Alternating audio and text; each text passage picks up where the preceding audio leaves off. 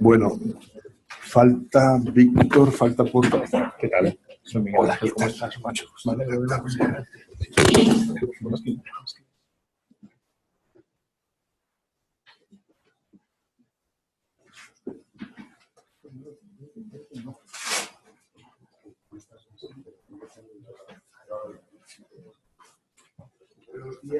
en primer lugar, perdonarme por el retraso, yo he sido el único culpable, teníamos una junta de gobierno y bastante delicada y no podía ausentarme. Entonces, bueno, pues daros la bienvenida al colegio, dar la bienvenida al secretario general de la Universidad Méndez Pelayo, por supuesto a Joaquín Almunia, al vicepresidente de la Comisión Europea, al director del máster y de momento excusar la ausencia de Vicent Spellhauer como codirector del máster y representante del director de la École de Pont, que como sabéis es coorganizadora de este máster. Y por supuesto a Víctor, también codirector del máster. Bueno, pues bienvenidos una vez más a este colegio, en un día muy especial, porque sabéis del interés que tenemos en este máster de excelencia, de este máster internacional en empresa y políticas públicas. Con este máster, para los que no lo conocéis, queremos completar la formación de los ingenieros de caminos y de otros profesionales que han de asumir responsabilidades como directores de grandes proyectos en sectores y áreas geográficas diversas, reforzando sus competencias en gestión empresarial y de proyectos, en habilidades comerciales y en conocimiento sobre políticas públicas, sin duda estas últimas la principal fuente de trabajo en nuestra actividad. Además, con el máster queremos reforzar competencias transversales en comunicación, negociación, liderazgo y trabajo en equipo, entre otras.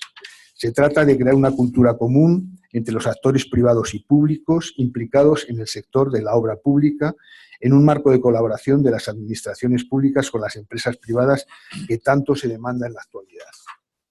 Para nosotros es una gran satisfacción tener hoy aquí al secretario general de la Universidad Méndez Pelayo Santander, donde todos los veranos celebramos nuestro foro de Ingeniería y Obra Pública, que ya va por su tercera edición y que además de un éxito se ha convertido en todo un clásico, y tengo que decirlo en gran medida gracias a la atención que recibimos de la universidad, de su rector y de todo su equipo directivo.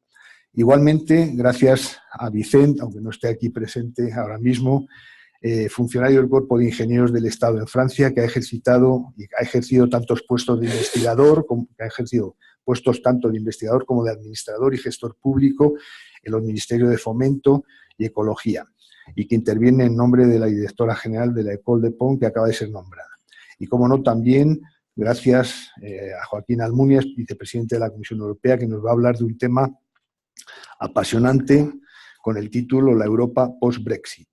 Por mi parte, nada más que manifestar mi gran satisfacción por contar con este máster que hoy inicia su segunda edición y con la presencia de estas autoridades. Muchas gracias.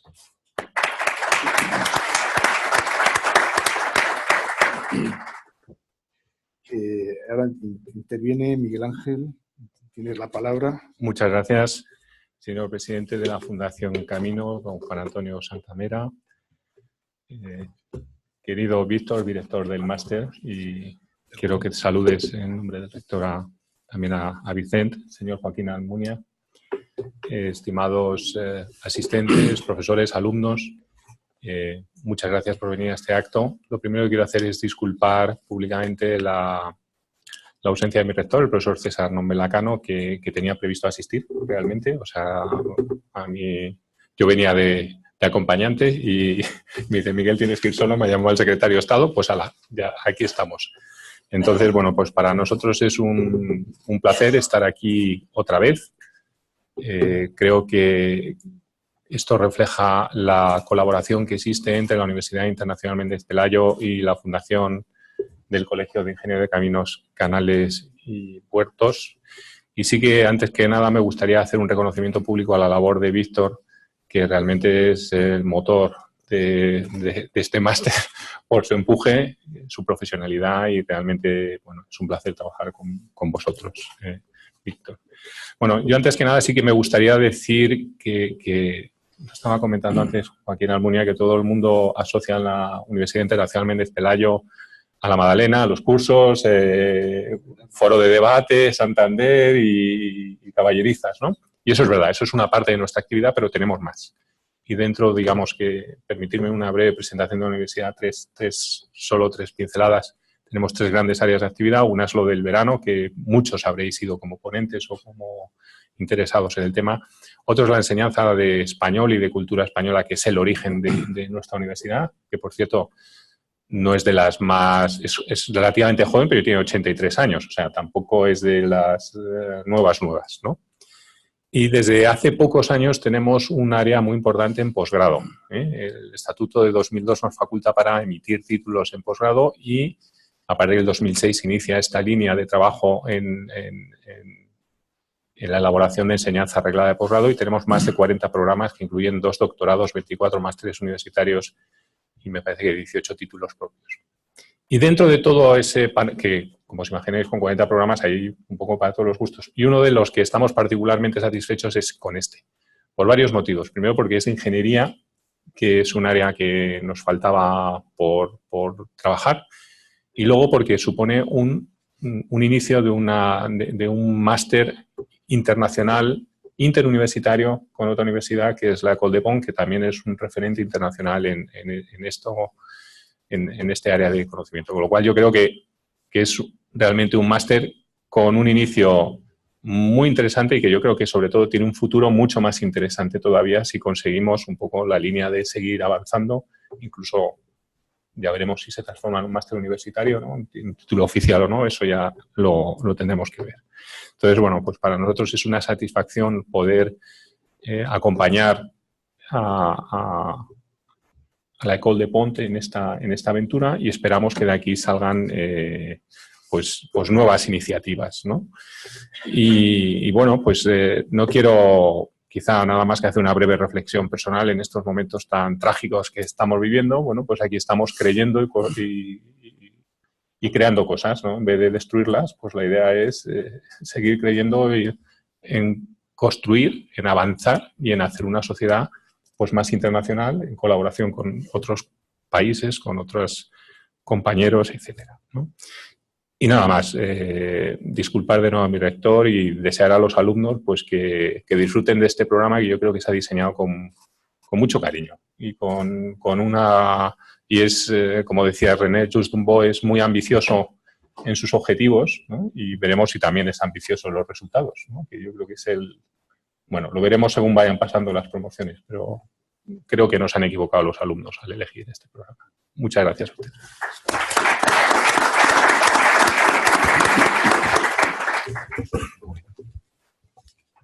Pues tenía la palabra Vincent, pero como no está, le saltamos y ahora tiene la palabra, pues directamente sobre lo que tú quieras decir algo, Víctor. Bueno, le damos la palabra a Joaquín simplemente Almunia. Como sé lo que Vincent también quería indicar, ¿no? En nombre de la directora de la École de Pont y también como codirectores del máster juntos, pues en primer lugar, efectivamente, como ha dicho Miguel Ángel Casermeiro, es un máster que se ha diseñado con atención, con cuidado, con cariño, también se puede decir.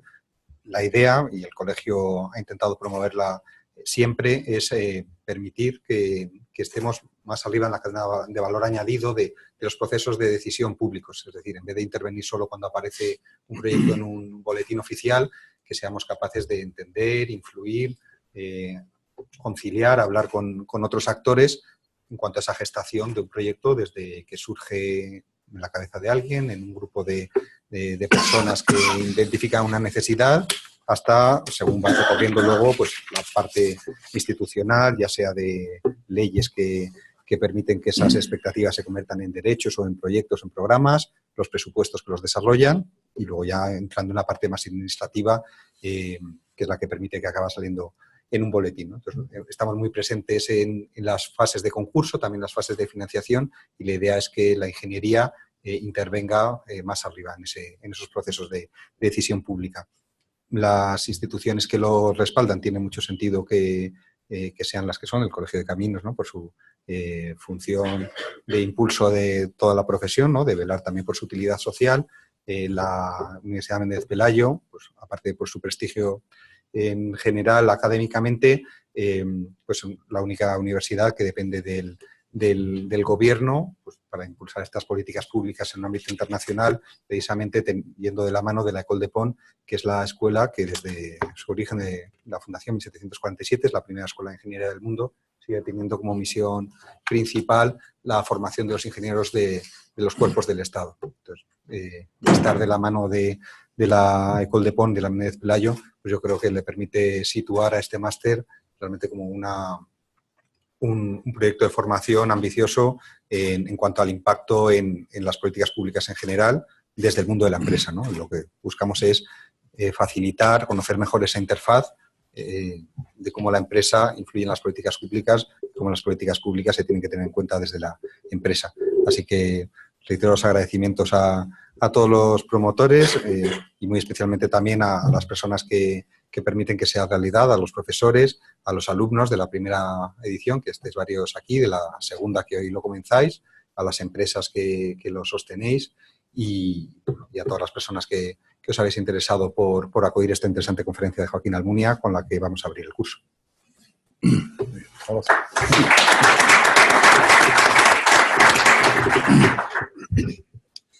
Muy bien, pues buenos días.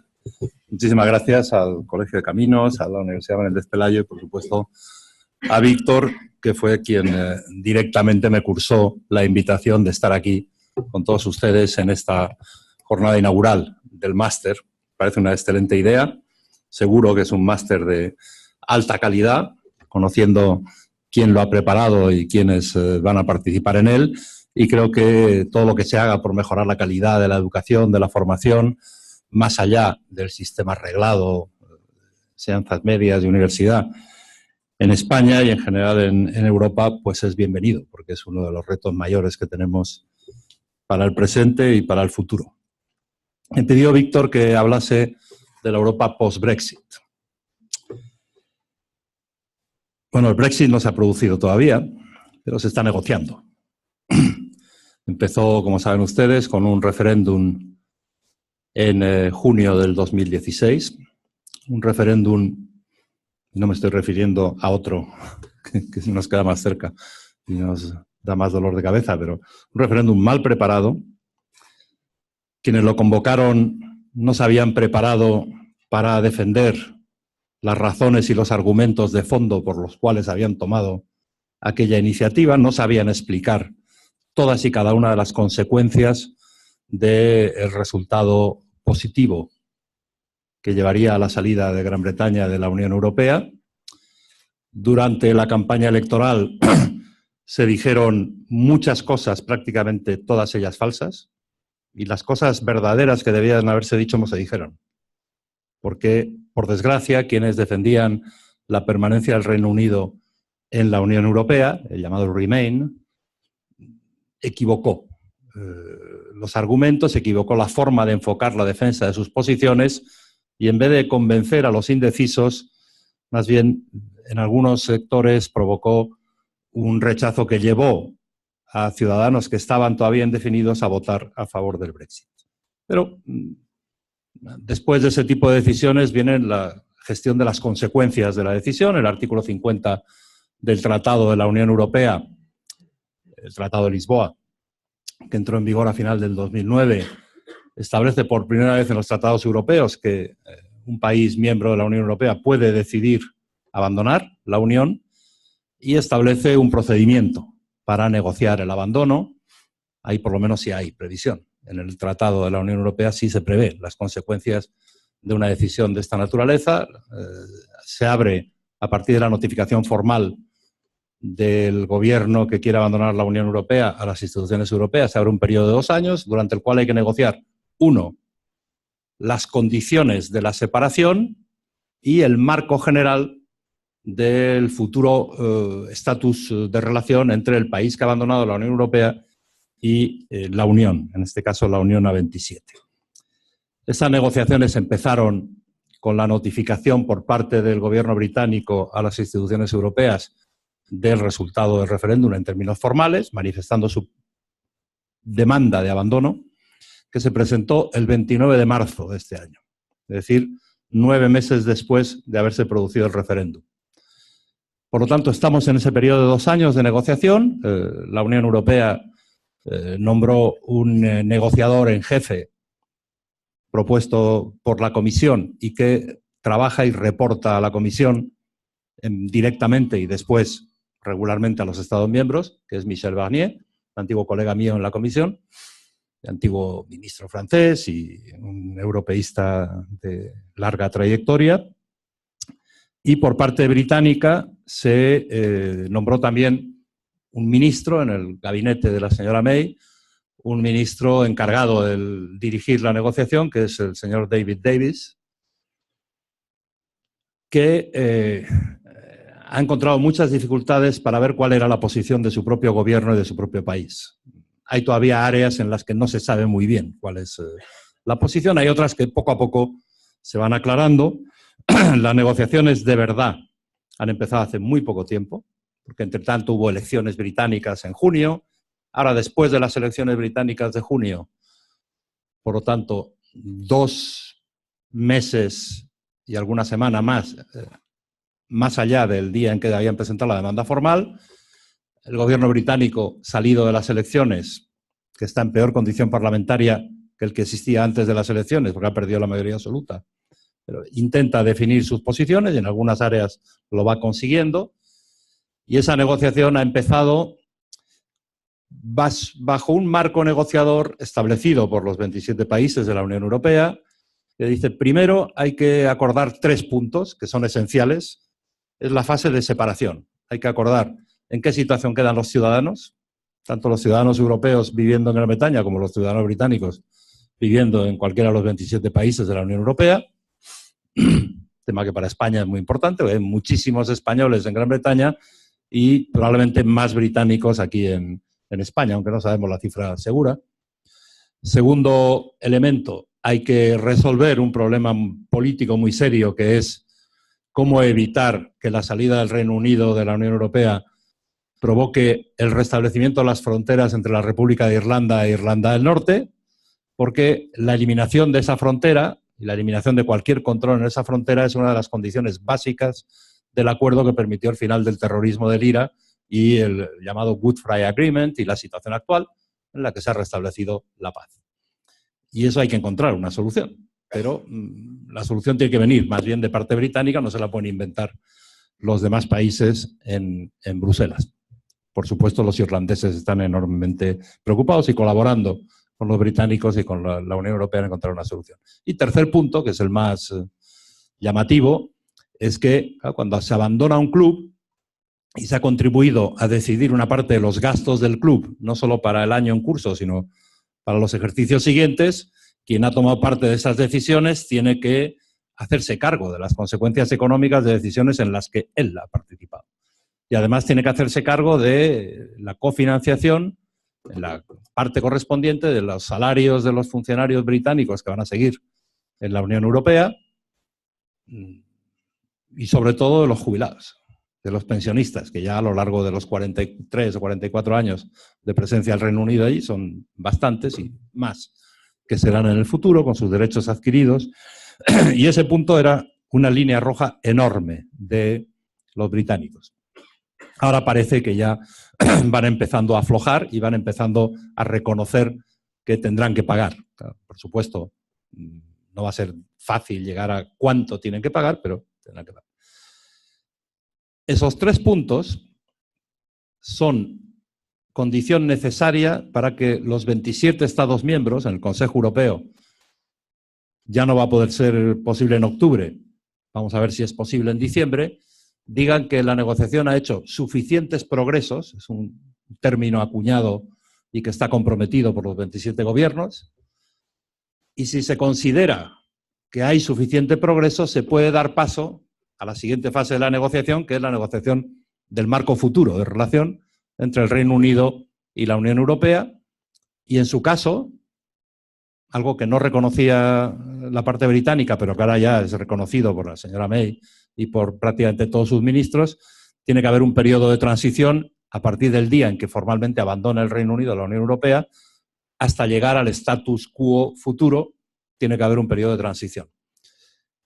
Esa parte de la negociación que todavía no ha empezado, y hemos consumido ya más de una cuarta parte del tiempo útil para el conjunto de la negociación, esa parte de la negociación va a ser extraordinariamente compleja.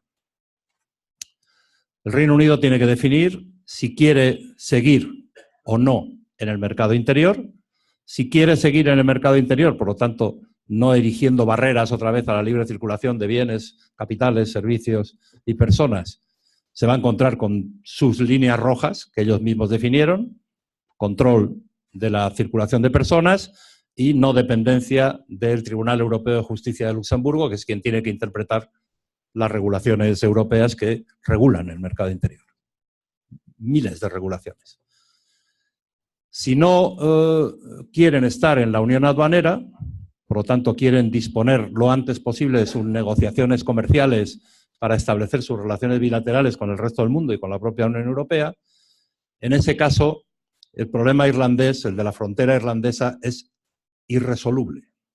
Si hay una unión aduanera que no cubre el territorio de Irlanda del Norte, es imposible imaginar cómo se va a evitar la existencia de controles en la frontera irlandesa y hay un problema que resurge. Pero bueno, estas son las dificultades de la negociación. Vamos a ver si avanza, ojalá avance, porque el no acuerdo es horrible para Gran Bretaña.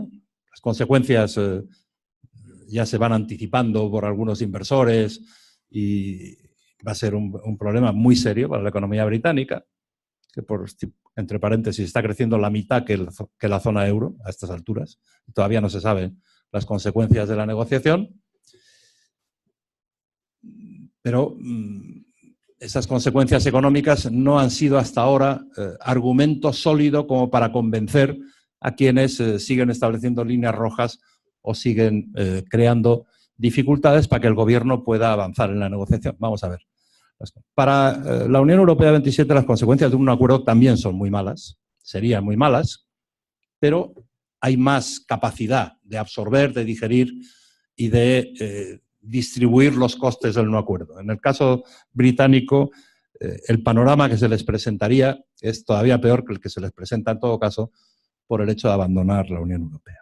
Bueno, todo esto ha servido, me he detenido un poquito en esto, porque todo esto ha servido, como decía el otro día un conocido proeuropeo, Mario Monti, en una conferencia en Italia, para que la Unión Europea madure. Desde junio del 2016 hasta octubre del 2017, la Unión Europea, las instituciones europeas, los líderes europeos, tanto las instituciones comunes como de los gobiernos de los 27, han tenido un proceso de madurez, una creciente madurez en sus posiciones, responsabilidad ante las consecuencias de las decisiones que tomen o que no tomen y, por supuesto, una conciencia clara de los riesgos de no tomar decisiones en una Unión Europea que se había caracterizado a lo largo de los años de crisis en mostrar una enorme dificultad para tomar decisiones. No digo que no las hayan tomado, he sido testigo de muchas de ellas, pero la dificultad de tomar decisiones ha sido una rémora para la Unión Europea. Ahora, en lo que afecta a los intereses esenciales de la Unión, yo creo que hay una conciencia clara de que esas decisiones tienen que ser tomadas porque nadie más que ellos, los líderes europeos, el Consejo Europeo, pueden adoptar las decisiones más importantes y la orientación estratégica de esas decisiones y los riesgos de no tomarlas son enormes para todos. Ha habido, desde que se produjo el referéndum del Brexit, 4 procesos electorales en países de la Unión Europea 27 y en los 4 se ha evitado el riesgo de que la situación política en esos países y en otros países europeos degenere en una barra libre para los populismos. No digo que no existan, existen, por supuesto. Los estamos viendo aquí cerquita también, dentro de nuestras fronteras, y existen en otros países, con más o menos virulencia. Hasta ahora las elecciones, primero la presidencia austriaca, ahora hay elecciones legislativas en Austria, vamos a ver si también siguen evitando esos riesgos, ojalá. Las elecciones en Holanda, donde el candidato favorito era Wilders y sigue en la oposición porque ha producido una unión del resto de los partidos democráticos y proeuropeos. Ha habido, por supuesto, elecciones en Francia, con la victoria espectacular de Emmanuel Macron para la presidencia y tiene mayoría parlamentaria. Y ha habido elecciones en Alemania, donde es verdad que el Alternative für Deutschland, los populistas xenófobos han tenido un resultado preocupante, el 13%, pero el otro 87% no han votado populismo, sino que han votado a los partidos, digamos, del mainstream y partidos más o menos proeuropeos. La CDU de Angela Merkel es proeuropea, a veces tiene posiciones duras, pero son claramente proeuropeos. Sus aliados bávaros tienen posiciones un poquito más duras que las de la CDU, pero han jugado el juego siempre dentro de Europa. Los verdes son claramente proeuropeos y los liberales han sido tradicionalmente proeuropeos, aunque ahora su nuevo líder no parece muy entusiasta con la idea. Pero están negociando una coalición y yo creo que Alemania va a estar del lado de garantizar estabilidad y empuje político al futuro europeo inmediato y no del lado de crear más problemas. Aparte de los procesos electorales, ha habido durante el periodo entre el Brexit y hoy 2 declaraciones muy importantes hechas a 27. La declaración de Bratislava, que fue en septiembre del año pasado, hace un año, donde por primera vez se reunían los jefes de Estado y de Gobierno de los 27 haciendo una declaración ya sin presencia de Gran Bretaña, y en esa declaración reafirmaron la unidad y pusieron como objetivo prioritario de la Unión Europea en estos momentos la seguridad. Seguridad exterior contra las amenazas terroristas y para tratar de intervenir de forma más eficaz que hasta ahora en los conflictos que tenemos cerca de nuestras fronteras, al otro lado de nuestras fronteras, y seguridad interior también en la lucha contra el terrorismo, en sentido amplio en la gestión de la crisis de los refugiados y a caballo entre lo interior y lo exterior, reforzando desde un punto de vista europeo el control de las fronteras. Y ya hay decisiones tomadas en ese sentido. En marzo del 2017, la Declaración de Roma, con ocasión del 60 aniversario del Tratado de Roma, reforzó el compromiso por la unidad de los 27 de 6 meses antes en Bratislava, pero añadió cosas, y yo creo que las añadió bien, porque se habían olvidado un poco en Bratislava. Añadió la necesidad de que la Unión Europea se preocupe más que hasta ahora de la prosperidad de sus ciudadanos, es decir, el crecimiento económico. Y esto significa prestar atención a los pasos que hay que dar para completar la zona euro y evitar que sigan ahí presentes los riesgos por los que ha atravesado la zona euro, la Unión Económica y Monetaria durante la crisis, y también otras políticas de incentivo al crecimiento, reformas estructurales, profundización del mercado interior y también decisiones nacionales de los Estados miembros que tienen que contribuir y que solo ellos pueden tomar para incentivar el crecimiento. En Roma se marcó un tercer gran objetivo, que es la dimensión social, que ha estado bastante olvidada durante años, pero el aumento de las desigualdades, por supuesto, el paro que todavía sigue siendo muy elevado, aunque viene descendiendo en los últimos 3 años y medio, casi en los últimos 4 años. Las dificultades para crear empleo de calidad, que son evidentes en la mayoría de los países. Todo eso hace que la dimensión social no pueda ser ignorada en el futuro inmediato y en el medio plazo en la política europea. Esto no quiere decir que todas las decisiones en materia de política social que hoy están en manos de los Estados miembros tengan que pasar a la Unión Europea. Nadie plantea eso. Nadie plantea que los sistemas de pensiones se tengan que armonizar. Nadie plantea que el funcionamiento del mercado de trabajo tenga que responder a las mismas regulaciones. Nadie plantea modificar el sistema de relaciones industriales en sentido amplio. Pero sí se plantea, y la Comisión ha tomado iniciativas al respecto, que ahora están siendo debatidas por los Estados miembros y por el Parlamento Europeo, establecer una garantía más efectiva que hasta ahora de los derechos sociales de los ciudadanos europeos. Los tenemos garantizados en la Carta Europea de Derechos, se aprobó en el año 1989, pero a la hora de la verdad no hay una garantía eficaz. En algunas áreas hay legislación europea, en algunas áreas hay jurisprudencia del Tribunal Europeo de Luxemburgo. Tenemos casos en España en relación, por ejemplo, con abusos en la contratación temporal o en otros aspectos en protección de consumidores, las sentencias recientes sobre cláusula suelo, sobre desahucios. Es decir, hay más bien a través de la jurisprudencia que de la legislación, pero sí hay unas ciertas garantías de derechos sociales, pero se han quedado muy atrás en relación con las necesidades de garantizar unos derechos mínimos, no mínimos a la baja, sino mínimos a un nivel decente, que no sea un nivel de exclusión, que no sea un nivel cercano a las líneas de pobreza, y ahí la Unión Europea tiene que hacer un esfuerzo para coordinar la actuación de los países, para fijar objetivos, para encontrar mecanismos de financiar inversión social, en la que los países escandinavos, miembros de la Unión Europea, nos pueden dar lecciones más largas que este máster de cómo han utilizado recursos de manera activa y no simplemente pasiva, de protección pasiva, para abrir oportunidades, para eliminar barreras, para tratar de asegurar una igualdad efectiva de hombres y mujeres, entre inmigrantes o no inmigrantes, etcétera, etcétera. Todo eso está todavía planteado más en el plano de los principios y de las intenciones que de las realidades, pero eso se ha marcado ahora, en marzo de este año, como una nueva dimensión, uno de los 4 grandes objetivos de la Unión Europea. Es una reflexión que viene de la crisis, de las consecuencias de la crisis, que están todavía entre nosotros, en muchos países europeos, y viene también, por qué no decirlo, hablando de la Europa post-Brexit, de la conciencia de que ya no están los británicos para frenar cualquier tipo de iniciativas en este sentido. Y los países que han estado detrás de los británicos o junto a los británicos frenando iniciativas de este tipo, ahora se encuentran peor acompañados o menos acompañados que cuando los británicos seguían estando ahí. Y bueno, yo creo que es positivo.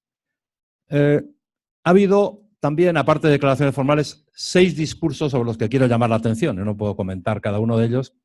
Un discurso sobre el Estado de la Unión, que se celebra una vez al año ante el Parlamento Europeo, protagonizado por el presidente de la Comisión, Jean-Claude Juncker, presidente actual de la Comisión. El año pasado, en 2016, en septiembre, hizo un discurso muy pesimista. Era el viento que venía del otro lado del Canal de la Mancha después del Brexit, más la crisis de los refugiados en pleno vigor. No había todavía un crecimiento económico como el que ya tenemos ahora. Y habló incluso de crisis existencial de la Unión Europea, no solo por las consecuencias de la crisis económica, sino también por el riesgo de que los populismos contaminasen las políticas de los gobiernos, de los principales partidos de la Unión Europea, y ya lo estaban haciendo en 2 países de la Unión Europea, en Polonia y en Hungría, que habían desafiado por aquellas épocas claramente el cumplimiento de normas europeas y regulaciones europeas que ellos mismos habían aprobado desde el Consejo o sus parlamentarios en el Parlamento Europeo. El discurso de este año de Jean-Claude Juncker, hace unas semanas, el nuevo discurso del Estado de la Unión, es completamente diferente. Es un discurso de visión de futuro, es un discurso que dice que los vientos vuelven a soplar en las velas de la construcción europea, es un discurso que marca horizontes y objetivos a medio plazo, es un discurso donde, digamos, la Comisión, como la institución más genuina por específica, por el papel que tiene de promotor de iniciativas y de garante de los derechos y de las normas en la Unión Europea, la Comisión recupera la autoestima. Y habíamos perdido, cuando yo estaba allí durante la crisis, se notaba que no solo entre los comisarios, o no solo en la opinión de los líderes políticos en relación con la Comisión, entre los funcionarios de la Comisión Europea había una pérdida de vigor, una pérdida de autoestima, un desencanto, una desazón grande, preocupante.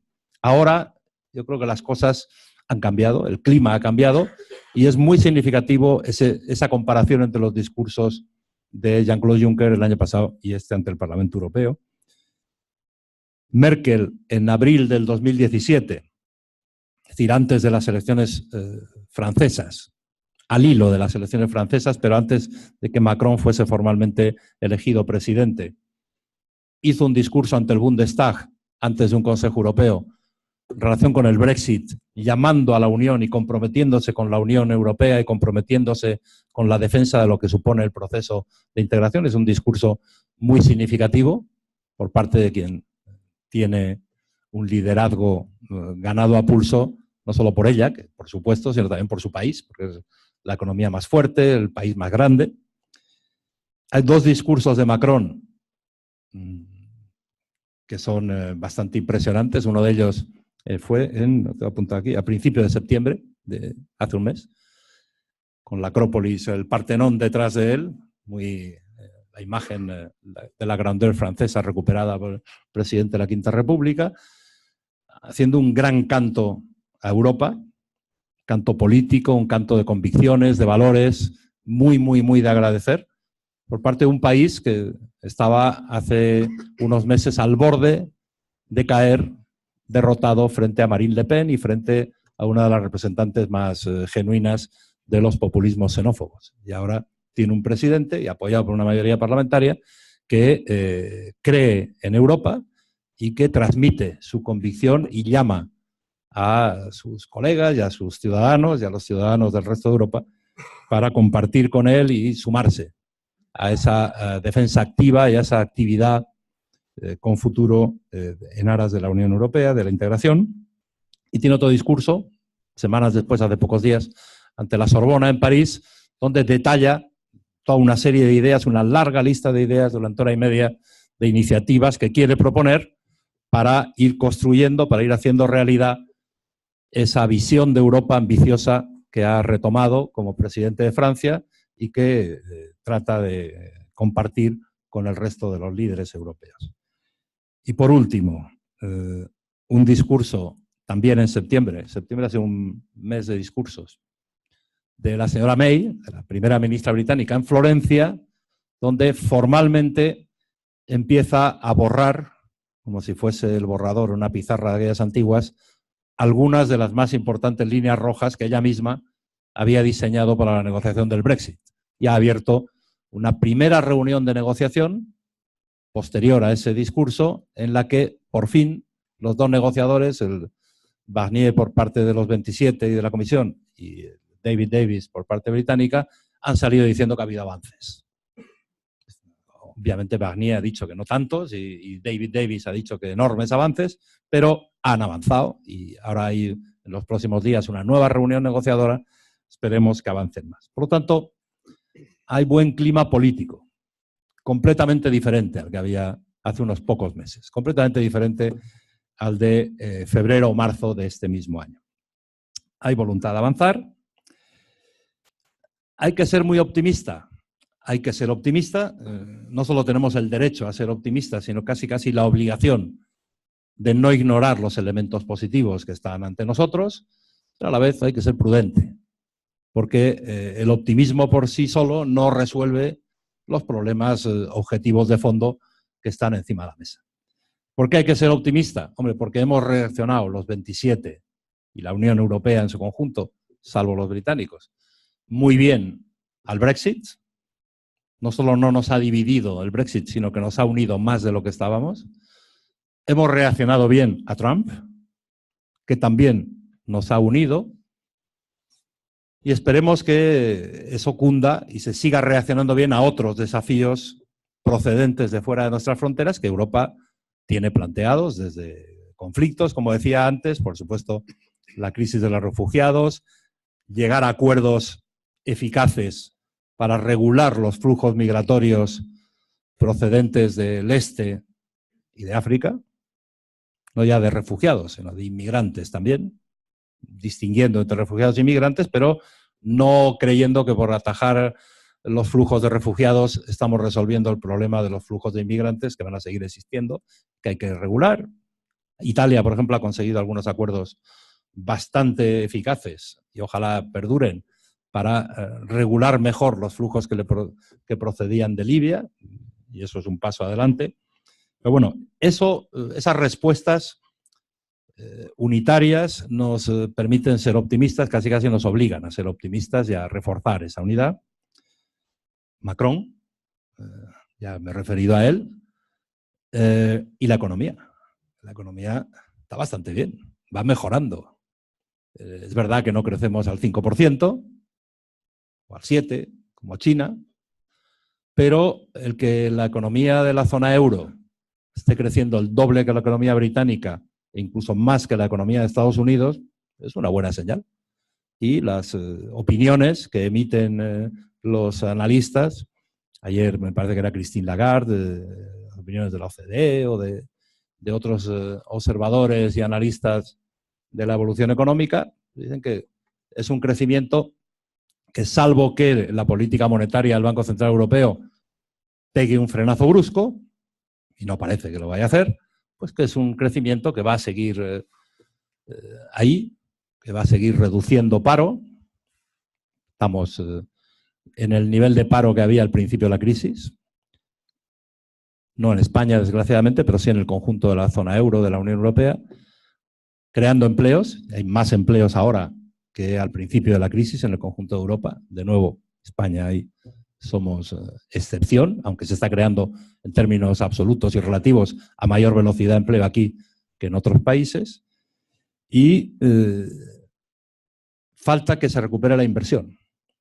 Pero si la economía va adelante, si hay demanda de consumo, si se generan mejores expectativas y el clima de optimismo se extiende desde los políticos o los observadores y analistas a los inversores, pues puede haber también una recuperación de la inversión. Ojalá la haya, porque es muy necesaria para recuperar el tiempo perdido en términos de inversiones en sectores de alto valor añadido, en modernización, en incorporación de nuevas tecnologías, subirse al carro de la economía digital sin recelos y sin temores, etc.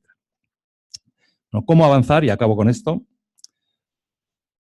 ¿Cómo aprovechar esta ventana de oportunidad y no desperdiciarla? Es evidente que el primer motor que se tiene que encender es el franco-alemán. El eje franco-alemán tiene que funcionar. Si no funciona, si Francia no quiere funcionar por recelos, por resistencias a las reformas o lo que fuere, y si Alemania recela de una Francia que no está a la altura en cuanto a capacidad de afrontar el futuro económico sobre bases sólidas, entonces no habrá posibilidad de que el resto funcionemos. Siempre ha sido así en la Unión Europea y sigue siendo así. A pesar de que ahora somos 27 y no solo 6, sigue siendo así. ¿Cabe que funcione el eje franco-alemán? Da la impresión que sí. En declaraciones de voluntad política, desde luego. La señora Merkel, que tiene una opinión pública muy diferente a la francesa y muy diferente a la nuestra respecto de muchos de los aspectos sobre los cuales hay que tomar decisiones, Unión Económica y Monetaria, que tiene el problema que le ha desgastado en las elecciones, del impacto de la acogida ingente de refugiados en Alemania, etcétera, etcétera, que tiene ahora un partido de extrema derecha metido en el Bundestag. Pues la señora Merkel responde positivamente a las incitaciones, con menos prudencia y con más margen político, porque lo tiene, de Macron. Está respondiendo positivamente. Yo ayer veía por internet una entrevista que le hizo hace poco el canal franco-alemán Arte a Wolfgang Schäuble, hasta ahora ministro de Finanzas, que ha sido considerado siempre el freno a cualquier idea positiva para avanzar en la Unión Económica y Monetaria, y Wolfgang Schäuble apoya. Ya va a ser presidente del Bundestag, no va a estar en el Ministerio de Finanzas, pero que él lo haga tiene también un sentido importante, porque tiene su público. Tiene una parte de la CDU y una parte de los votantes de la señora Merkel le prestan mucha atención, porque tiene mucha credibilidad en Alemania, tiene credibilidad ante los liberales también. Por lo tanto, yo creo que va a funcionar ese eje. Pero no basta con eso. Tienen que incorporarse los dos siguientes, en tamaño, en influencia y en capacidad, que son Italia y España, que no hemos estado ahí. Hemos estado en ocasiones, así, a salto de mata. Un día sí y otro día no. Un día con interés y otro día simplemente porque había que estar, pero sin contribuir. Los propios franceses y alemanes piden a Italia y España que se incorporen, que nos incorporemos. En Italia tienen una situación electoral, que les esperan unas elecciones en primavera, abril o mayo como máximo, probablemente sean entre abril o mayo. Parece que lo que puede salir de esas elecciones, con o sin nueva ley electoral, es una coalición entre el actual Partido Democrático en el gobierno, el centro izquierda, y Forza Italia, el antiguo partido de Berlusconi, aunque Berlusconi está inhabilitado y no sabemos a quién pondrán de candidato, centro-derecha, pero esa parece ser que es la coalición más probable después de las elecciones italianas, y eso pues le permitirá a Italia, si eso se confirma, le permitirá a Italia sumarse. Nosotros, ojalá, tengamos energías y tiempo para dedicarla a esto, porque es imprescindible. La presencia de España ahí es imprescindible para Europa y sobre todo para nosotros. No nos podemos quedar otra vez escondidos detrás de los Pirineos, tenemos que estar ahí. Es verdad que hay otros temas muy, muy complicados y preocupantes en la agenda, pero no pueden ser temas que borren la presencia activa de España, el interés de España, el compromiso de España con la integración europea. Lo pide todo el mundo, pues sabe que somos un país pro-europeo, sabe que somos un país con menos reticencias y resistencias a las reformas, que lo hemos demostrado a lo largo de los años, que otros países más envejecidos o con más dificultades de dar saltos hacia adelante cuando son necesarios, y ojalá que seamos capaces de hacerlo. Velocidades. Va a ser una Europa la que avance a partir de ahora a varias velocidades o a una velocidad. En la declaración de Roma, o sea, reciente, de marzo, y en algunas reuniones de jefes de Estado y de Gobierno, como por ejemplo la que han mantenido los jefes de Estado y de Gobierno de Francia, Italia, España y Alemania. Esos 4 líderes se han pronunciado casi explícitamente a favor de avanzar en varias velocidades, es decir, nosotros avanzamos y si alguien nos quiere seguir o los que nos quieran seguir, bienvenidos, pero no vamos a esperar a que todos quieran incorporarse. Lo cual es lógico. Se ha hecho así, una parte de la integración europea se ha hecho así. La Unión Económica y Monetaria se ha hecho así y se van incorporando países y hay más que quieren entrar. Y Schengen, por ejemplo, la libre circulación de personas sin controles en las fronteras, se ha hecho así también y se ha incorporado prácticamente todo el mundo. Pero los países que no están en la zona euro y que no se plantean estar en la zona euro, que en este momento son los 2 escandinavos, Suecia y Dinamarca, los del centro europeo euroescépticos, el actual gobierno polaco, los checos y los húngaros, esos 5 países no quieren que se avance porque ellos no quieren avanzar. Pero yo creo que Europa no está en condiciones de esperarles. Si quieren subirse, fantástico, ojalá. Si dicen que prefieren pensárselo, pues hay que mantener la puerta abierta. Hay que poner a andar el tren, pero sin cerrar las puertas de los vagones, que se suban. Y creo que eso funciona.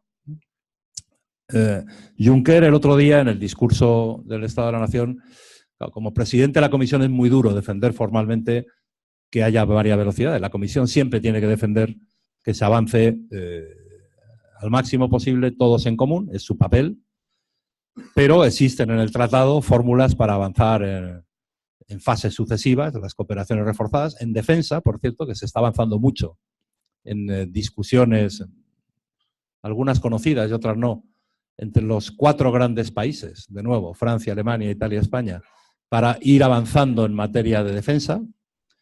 Ahí hay una previsión específica del tratado, que no se llaman cooperaciones reforzadas, sino cooperación estructurada, me parece, y por ahí se va a ir también, porque hay países que no quieren, que no están en la OTAN o por otras razones no quieren sumarse a ese tipo de coordinación de fuerza militar o de capacidades militares. En todo caso, lo que es muy importante es no caer de nuevo, con esto acabo ya, no caer de nuevo en la equivocación de que todo se tiene que empezar a resolver escribiendo una nueva versión de los tratados. Yo creo que eso es lo último que hay que hacer cuando sea necesario, cuando sea imprescindible. El tratado actual tiene mucho margen. Hay margen no solo de las cooperaciones reforzadas y la cooperación estructurada, hay margen de las llamadas pasarelas, esto ya es una jerga técnica, de que si los países en el Consejo, por unanimidad, acuerdan que se puedan tomar decisiones, ya no por unanimidad, sino por mayoría, en áreas como impuestos, eso puede funcionar. no solo en impuestos, pero impuestos es un área muy importante. Estamos viendo con los escándalos de los paraísos fiscales y de la maximización o optimización fiscal de grandes compañías que nos toman el pelo a los demás contribuyentes porque no pagan unos céntimos solo a la Hacienda, ¿no? Eso requiere actuaciones que no pueden ser bloqueadas por un solo país o por 3 países porque no quieren que se tomen decisiones en impuestos. Por lo tanto, la reforma de los tratados no es en este momento la prioridad. Yo creo que hay que poner en marcha decisiones dentro de la estrategia que se ha ido definiendo en este último año y 3 meses, desde el Brexit hasta ahora. Esperemos que el Brexit salga bien, también para los británicos, ¿por qué no? Pero no pueden salir mejor de cómo están ahora dentro de la Unión Europea, es la única condición que hay que poner, y que salga bien para nosotros. Y esperemos que se tomen decisiones importantes de aquí a mayo del 2019, que es no solo cuando ya se habrá cumplido el plazo y el Reino Unido estará fuera de la Unión Europea, ese plazo se cumple el 29 de marzo del 2019, sino que estaremos en puertas de unas elecciones europeas que yo creo que deben ser unas elecciones en las que los electores tengamos en los programas de los partidos no ya lo que habría que hacer, sino la consecuencia y el desarrollo de lo que se ha hecho de aquí hasta mayo, junio, no me acuerdo si son en mayo o en junio del 2019 las elecciones. Y ese es el panorama que yo quería contarles esta mañana. Muchas gracias.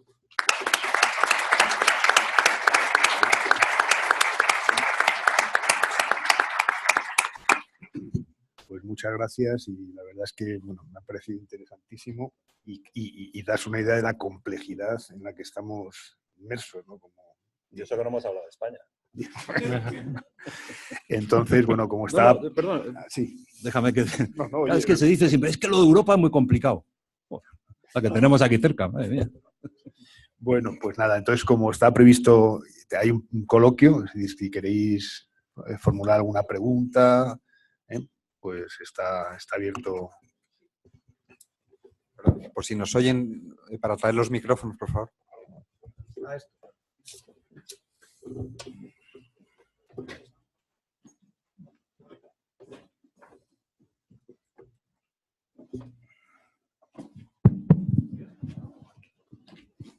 Muchas gracias por su charla. Además de esos núcleos, núcleo euro, núcleo Unión Europea, luego dentro de la estructura existen como otras áreas periféricas, como la zona aduanera o como la EFTA, en que a lo mejor ahí podría entrar Inglaterra o el Reino Unido, aunque soy consciente de que para entrar en esas semejanzas posiblemente quedarían esos 3 grandes problemas. El tema de Irlanda, el tema de los recursos humanos y sobre todo el del dinero. Ese va a ser el más importante de todos. No sé lo que opinas sobre si esos alojamientos podrían llegar a ser de confort para el Reino Unido, o si al final las dificultades de los flecos que habría que añadirles serían tan importantes que incluso el Reino Unido pueda dar marcha atrás, recular en el Brexit y volverse otra vez a quedar. Existe.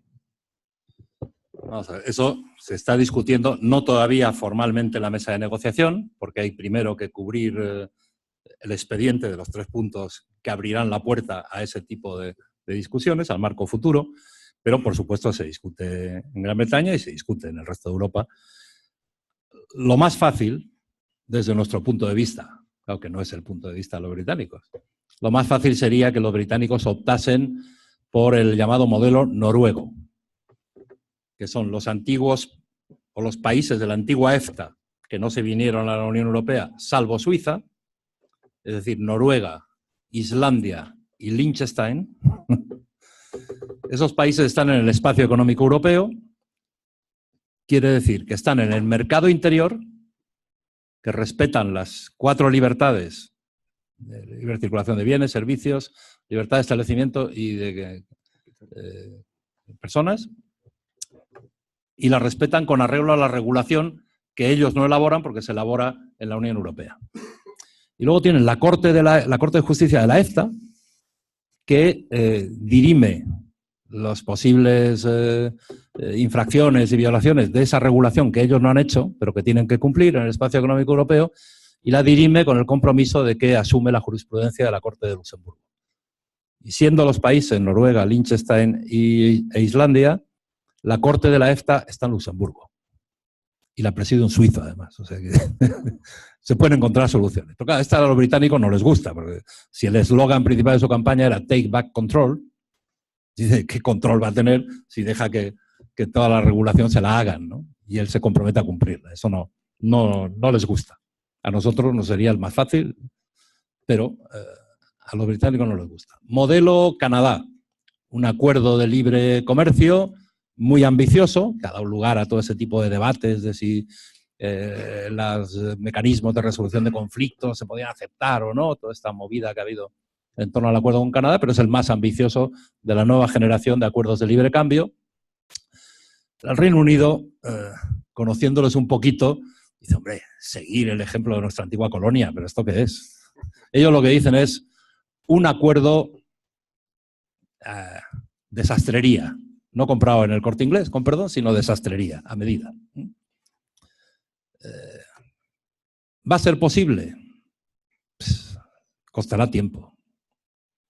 Por eso saben que tienen que tener ese periodo transitorio de 2 años o los que sean, a partir del día en que se salgan, a partir del 30 de marzo del 2019, saben que necesitan un periodo transitorio donde van a seguir estando en el mercado interior, van a seguir estando en la Unión Aduanera, que por cierto los países del espacio económico europeo no están en la Unión Aduanera, pueden fijar sus aranceles, tener sus acuerdos de comercio con quien quieran, pero tenerlo como un proceso transitorio hacia el estatus futuro. Pero todo eso está todavía en Unión Aduanera sin mercado interior, eso lo tiene Turquía. Y conociendo a los británicos, tampoco les va a gustar estar en el mismo lugar que Turquía. Ellos van a intentar un acuerdo de sastrería, un acuerdo a medida. Vamos a ver cómo sale. Perdón. Y la posibilidad de que vuelvan, yo creo que es imposible. O sea, yo creo que el 30 de marzo por la mañana del 2019 se van, con acuerdo transitorio, tal, pero se van. Es inimaginable que después de unas nuevas elecciones británicas que tocan en el 2022 como máximo, vaya a haber una reconsideración en esas elecciones o en las siguientes elecciones del 2020 y tantos. Es posible. También dijeron que no en el año 57 al Tratado de Roma y en el año 66 estaban llamando a la puerta. Depende también cómo les vaya y cómo nos vaya a nosotros, ¿no? Pero yo creo que no hay que hacerse ilusiones de que al final van a dar marcha atrás y se van a olvidar del referéndum. No se van a olvidar. Al hilo de lo que dices, ¿sería conveniente que volvieran a entrar en el supuesto? Pues depende cómo nos vaya. Hombre, yo creo que perdemos el hecho de que el Reino Unido no esté en la Unión Europea, perdemos un puesto fijo permanente en el Consejo de Seguridad de un miembro peculiar, pero un miembro de la Unión Europea. Perdemos una potencia nuclear, que valen lo que valen en este mundo, pero bueno, tiene su importancia, por supuesto. Perdemos un país con una cantidad de relaciones a lo largo y a lo ancho del mundo impresionante. Perdemos un país con una diplomacia experimentada. Perdemos la City de Londres, que seguirá existiendo, pero ya no será nuestra. Y va a haber una pelea por ver qué parte de la City de Londres sigue siendo nuestra porque se viene al continente. Pero no sabemos cómo va a quedar eso. Y perdemos un trozo, nos han cortado un trozo, ¿no? Que supone el 10 o el 12% de la Unión Europea. Yo creo que no es bueno para nadie. Perdemos, pero ellos pierden mucho más en todo caso, incluso si sale bien la negociación. Muy bien. Había otra pregunta. Hola. En primer lugar, gracias por su conferencia. Y una cuestión que yo me he planteado desde que salió el referéndum es si realmente somos una Unión Europea. Y igual que se planteó a los británicos la posibilidad de manifestar que no querían continuar, ¿por qué no se preguntó al resto de la Unión Europea si queríamos que continuasen ellos en la Unión? No sé si es una pregunta muy ingenua, si hay mecanismos para que no contemplan esto. Es decir, ellos decidieron que querían irse, pero somos una Unión, ¿por qué no preguntan al resto de la Unión? Gracias. Bueno, no hay. Podría haber en el futuro. Hay elecciones directas al Parlamento Europeo, podría haber una posibilidad de convocar un referéndum en el conjunto de la Unión Europea, ¿no? pero en este momento no hay ninguna previsión. Por referirme a un tema escabroso, que es el de la soberanía, es decir, en el Reino Unido tienen una concepción muy peculiar de la soberanía porque son, como su propio nombre indica, partes que se unieron de aquella manera, con un tratado tal, en el principio del siglo XVIII, pero no hay una soberanía europea para decir, oye, eso me afecta y por lo tanto el ámbito soberano para ejercer mis derechos democráticos como ciudadano europeo tiene que funcionar. No lo hay. No estamos en el caso de España en relación con Cataluña, es muy, muy diferente.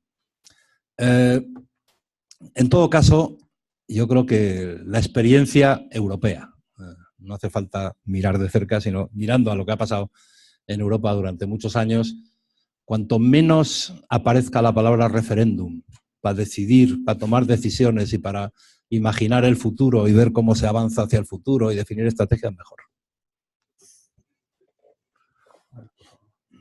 Sí, buenos días, gracias por su intervención. Yo quería hacer dos preguntas. La primera, en un futuro marco de reingreso o de solicitud de reingreso, ¿tendrían que iniciar de cero todo el procedimiento o al haber sido un miembro original se prevé un mecanismo de regulación o está previsto algo en ese sentido? Y la segunda, me gustaría saber su opinión sobre el caso de Escocia, porque salió en prensa en su momento que eran proeuropeos, entonces que en el caso del Brexit se materialice, pues igual ellos planteaban independizarse de Gran Bretaña para pedir el ingreso a la Unión Europea. ¿Tendrían que empezar también de cero o al haber sido un trozo de la Unión Europea en algún tipo de facilidad? Gracias. Vamos a ver. No son exactamente iguales, porque no es lo mismo la situación en la que va a quedar el Reino Unido el día D+1, primer día en que se vaya de la Unión Europea. Para entonces habrán aprobado, la están discutiendo en la Cámara de los Comunes, una ley que ha presentado el gobierno de la señora May, en virtud de la cual integran como derecho británico, estrictamente británico, todas y cada una de las normas que les vinculan por ser miembros de la Unión Europea. Tiene narices, lo de take back control, casa mal con eso, pero lo han hecho, lo ha propuesto, están debatiéndolo.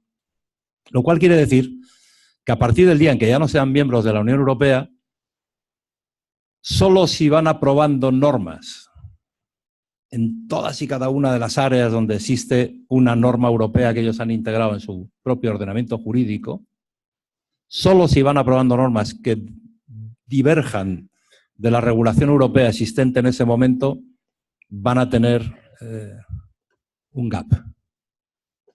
Si por lo que sea, con su propia decisión, sin necesidad de que nadie les vincule desde el otro lado del Canal de la Mancha, las normas que van aprobando son idénticas a las que va aprobando la Unión Europea o no modifican las que la Unión Europea no ha modificado, habría relativamente poco que negociar. Pero las cosas serán más complicadas. Tendrán que negociar y la negociación con cualquiera que se haya ido de la Unión Europea o con cualquiera que no habiendo estado nunca quiera entrar a la Unión Europea, requiere unanimidad en algo así como 2.100 votaciones. Los capítulos de la negociación, todos ellos se abren y después se cierran con acuerdo unánime.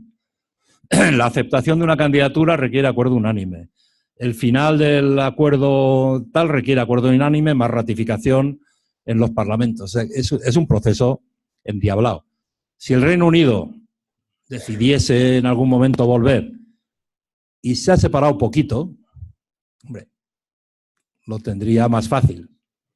Pero yo dudo que una vez que se separen vayan a estar llamando por teléfono a Estrasburgo o a Bruselas a ver qué vais a aprobar mañana, que nosotros lo queremos hacer también. Eso lo hace, por ejemplo, un país, claro, que es muy diferente. Dinamarca, con la política monetaria. Dinamarca no está en el euro, pero el Banco Central de Dinamarca sigue la misma política monetaria que el Banco Central Europeo. Y no le consulta al Banco Central Europeo, por supuesto.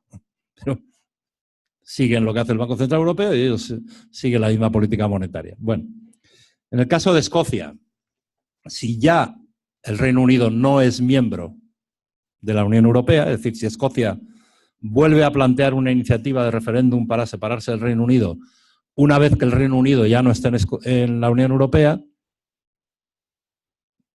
Tendrá que negociar, tendrá que pasar por esos 2.100 procesos de votación ante cada paso que se da, en cada capítulo, en cada cosa, pero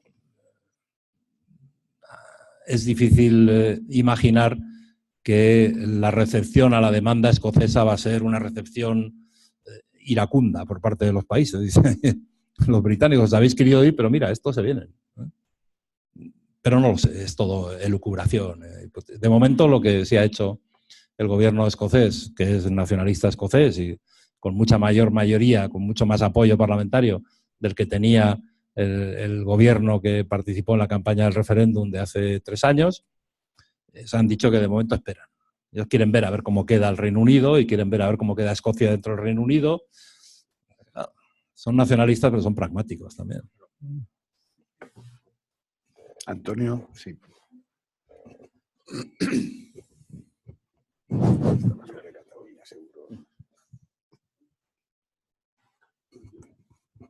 Sí, sí. Sí. Gracias, Joaquín. Esta desafección que se está produciendo de los ciudadanos con la Unión Europea y que yo creo que si no se corrige se va incrementando, para mí hay 2 razones fundamentales. Una, el fracaso del modelo, la desaparición del modelo educativo en España es claro y evidente. O sea, no sé si no puedo opinar lo mismo del resto de Europa, pero creo que el fracaso del modelo educativo en España, no haber conseguido en los casi 40 años la transición de un modelo educativo estable y razonable, creo que es una de las razones de esa desafección. Y otro segundo, que es el que también va increciendo, que es toda la competitividad que ahora tienes con países que antes no tenías, como eran los países de Extremo Oriente, China, Corea, India. Eso, evidentemente, la única forma de compensarlo, la competencia es por la introducción de todos los sistemas modernos, digitales, drones, etc. Todo eso que, evidentemente, lleva consigo un incremento de la producción, que, por supuesto, incrementa el PIB, es evidente, pero, por desgracia, toda la revolución tecnológica lleva incremento de paro, a menos que se incremente la inversión. Si no se incrementa la inversión, toda esa revolución tecnológica lleva incremento de paro. Y la inversión se está reduciendo a pasos agigantados en todos los países como consecuencia de la inclusión del déficit como norma fundamental para el déficit de las administraciones. ¿Qué hacen las administraciones? No recortan en servicios sociales y en la economía del bienestar. Puede que haya algo, pero no es evidente. La gran reducción se está produciendo en la inversión. Pero claro, si se produce una reducción en la inversión, ¿qué se produce en el ciudadano? Pues una desafección no porque no tenga trabajo, puede haber incremento de trabajo, pero no tiene una perspectiva de crecimiento económico. Y eso es una desafección enorme. O sea, cuando yo acabé la carrera de ingeniero caminos y ganaba, lo digo, 16.000 pesetas al mes, en el año 70, son 100 euros. Evidentemente, no, en 10 años no ganabas 105 euros o 20.000 pesetas. Tenías un incremento, una capacidad de crecimiento económico que te permitía, si tenías una hipoteca, lo que sea, que la hipoteca al cabo de 4 o 5 años no supusiese una cosa insostenible. Entonces, yo creo que si no se incrementa la inversión productiva, el tema de la desafección irá increciendo. Entonces, yo creo que la Unión Europea tiene que compaginar dónde crece la inversión, sea pública o privada, esa es mi impresión, porque si no, este fenómeno seguirá incrementando. Bien. No estoy de acuerdo con la premisa y estoy de acuerdo con las 2 conclusiones que derivan de tu premisa.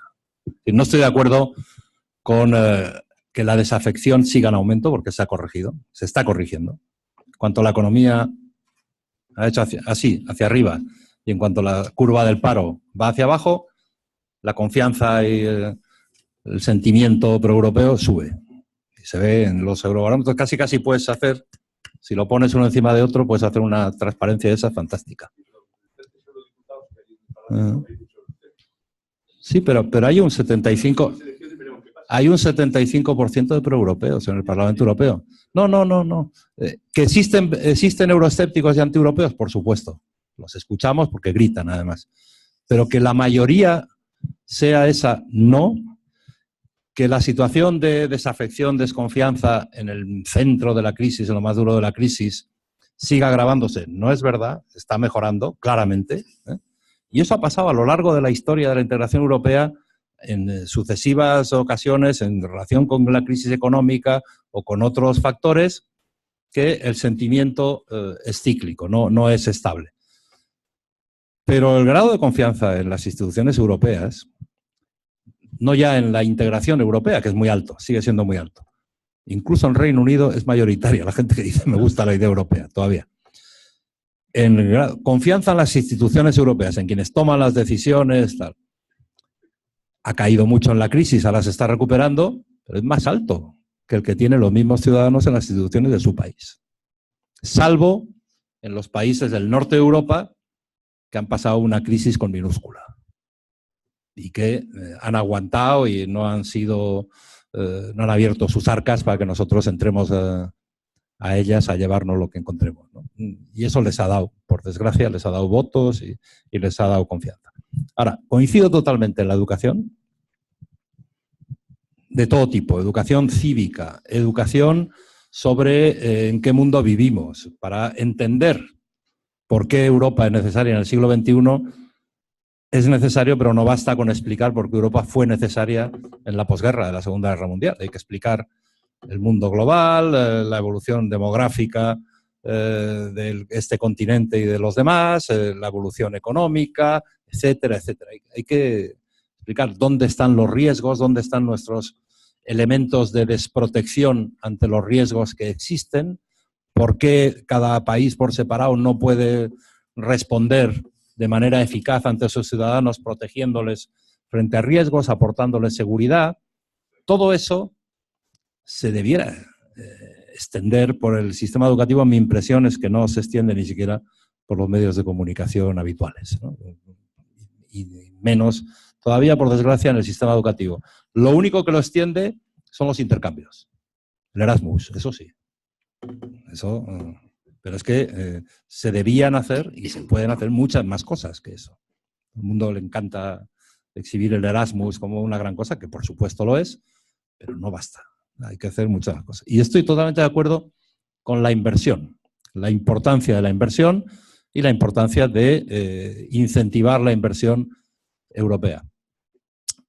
La inversión pública es baja y la inversión privada está todavía en Europa. Han salido, no sé si esta mañana o ayer, los he visto esta mañana en el correo electrónico que me ha llegado, de las cifras de Eurostat de la evolución del ahorro e inversión en la Unión Europea. Publican cada trimestre y estamos en un nivel de inversión sobre PIB privada mucho más bajo que el que existía antes de la crisis. Y la Comisión Europea lanzó el llamado Plan Juncker. Ahora están discutiendo, no sé si ya lo han acordado en el Parlamento, una segunda versión que proyecta en el tiempo y amplía en la cantidad el Plan Juncker de ingeniería financiera para ayudar a incentivar inversiones privadas en muchos sectores. Es imprescindible porque tenemos en la zona euro en particular, pero en el conjunto de la Unión Europea, un exceso de ahorro y exportamos parte, sobre todo los alemanes, que son los que lo generan, parte del ahorro se va fuera. Si tenemos necesidad de inversión, y tenemos muchísima necesidad de inversión pública y privada, y para los temas tecnológicos mucho más privada que pública, pues hay que maximizar la utilización del ahorro que se genera aquí, ¿no? No soy yo tan pesimista a medio y largo plazo en cuanto al impacto sobre el empleo. El shock de nuevas tecnologías sobre el empleo es evidente. Pero el impacto, hay dos grandes interrogantes. Uno, el impacto que toda esta digitalización, robotización, inteligencia artificial, etcétera, va a tener al cabo de 10 años en el empleo. Entre otras cosas porque no sabemos qué empleos van a ser necesarios dentro de 10 años.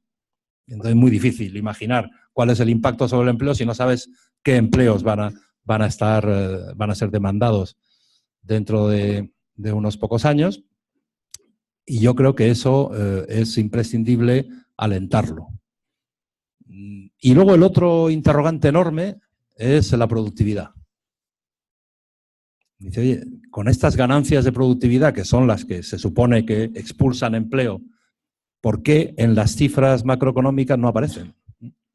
Eso lo decía un famoso economista, el menor Robert Solow, decía que los aumentos de la productividad están en todos los análisis menos en las estadísticas. No aparecen. ¿Por qué?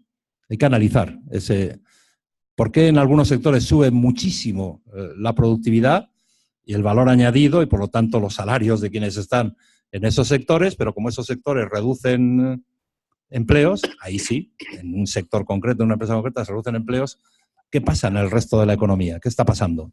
Hay que ocuparse de eso para evitar perder productividad y competitividad y para evitar que no se creen empleos en otras áreas y que solo miremos a los empleos, no muchos, que se van a crear en esos sectores ultra avanzados.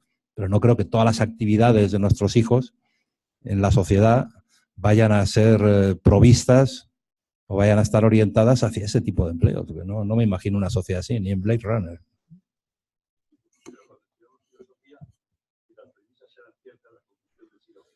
Sí, pero eso era Aristóteles, ahora ya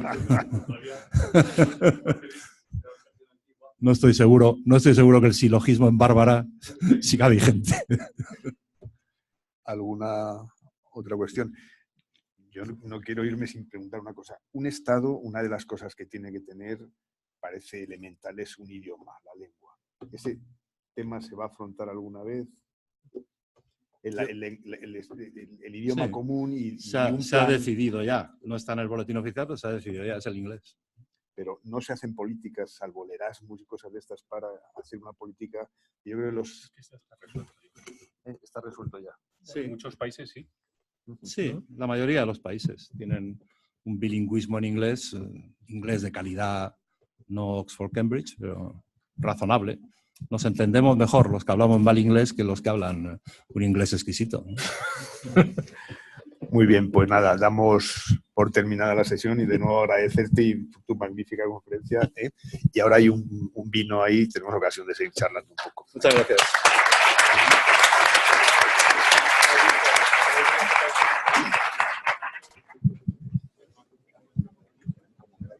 Adelante.